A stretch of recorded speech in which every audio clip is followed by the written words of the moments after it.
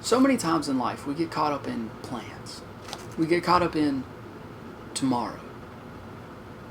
We get caught up in, what am I going to do tomorrow? What am I going to do next month? What am I going to do next year? What classes am I going to take next try? What classes am I going to take next year? So many times we get caught up in planning. But we don't realize is how much that wears us down. I'm in my 4th year of college and I got caught up in plans. I got caught up in who I'm going to date, who I'm going to marry, when I'm going to do this, when I'm going to do that, what I'm doing after college. And I just got tired. I couldn't realize why I was so tired. And I finally figured it out. It's because I was planning. Because I was making plans. And if those plans didn't go perfectly, I worried myself sick. If the plans didn't work out, it was all over. It was to the depths with me. But what I had to realize was it's not about my plans. It's about God's plans. So many times we look at, okay, what am I going to do? But we don't look at, what does God want me to do? And we may pray, okay, God, guide me. Okay, God, tell me what to do. Okay, God, where do you want me?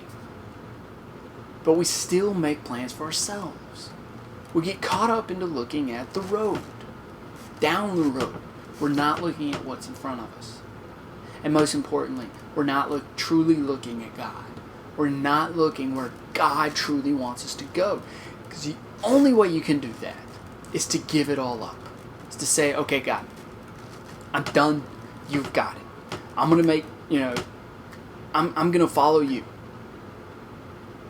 And I believe God gave us a brain for a reason. So making financial plans for the future and things of that nature, that's okay. But so many times that's all we get caught up in is our planning. But we forget to let it go to God. When we let things go to God, things will work out. Even if they don't work out the exact way that we want them to, they will work out. For Jeremiah tells us in chapter 29 that the Lord knows the plans that He has for us. The Lord knows the plans. It doesn't matter if we know them. We don't need to know them. All we need to know is to give it to Him. It's to follow Him. Paul had no idea where God was going to send him. Paul had no idea what God was going to do with him. He knew one thing, that Jesus Christ is Lord, and that he should follow God. And if he followed God, everything would work out. Did things work out perfectly the way Paul wanted them to before he met Jesus? Doubtful. Paul was a Pharisee.